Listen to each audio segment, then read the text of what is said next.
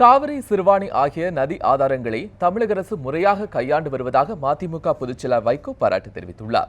நெல்லையில் செய்தியாளர்களிடம் பேசிய அவர், சிறுவாணி ஆற்றின் குறுக்கே அணை கட்டுவதற்கு கேரள அரசு பொருட்களை குவித்து வைத்துள்ளதாக கூறினார்.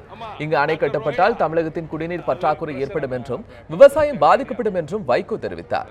சிறுவாணி ஆற்றில் அணை கட்டுவதற்காக ஆய்வு நடத்துவதற்கு மத்திய அரசு அனுமதி கொடுத்ததால் அது தமிழகத்திற்கு விளைவிக்கும் பச்சை துரோகம் என்றும் வைகோ குற்றம் சாட்டினார். நேற்றுக்கு தமிழ்நாடு சட்டமன்றத்திலே தீர்மானம் நிறைவேற்றப்பட்டு பிரதம அமைச்சரிலே உடனடியாக அவருடைய கவனத்துக்கு முதலமைச்சர் கடிதம் எழுதியது மட்டுமல்ல, இதை தீர்மானமாக ஒருமனதான தீர்மானம், திராவிட முன்னேற்ற கழகம் உள்ளிட்ட யாரும் எதிர்க்க முடியாது. தமிழ்நாட்டு பிரச்சனை ஒரு நல்ல தீர்மானம், வரவேற்கத்தக்க பாராட்டத்தக்க தீர்மானம். மத்திய சர்க்கார் தான் இப்ப குற்றவாளி. நீ கொடுத்த அனுமதியை திரும்ப வாங்கு, அந்த முடிவை மாத்திக்க, revoke the decision, withdraw the decision.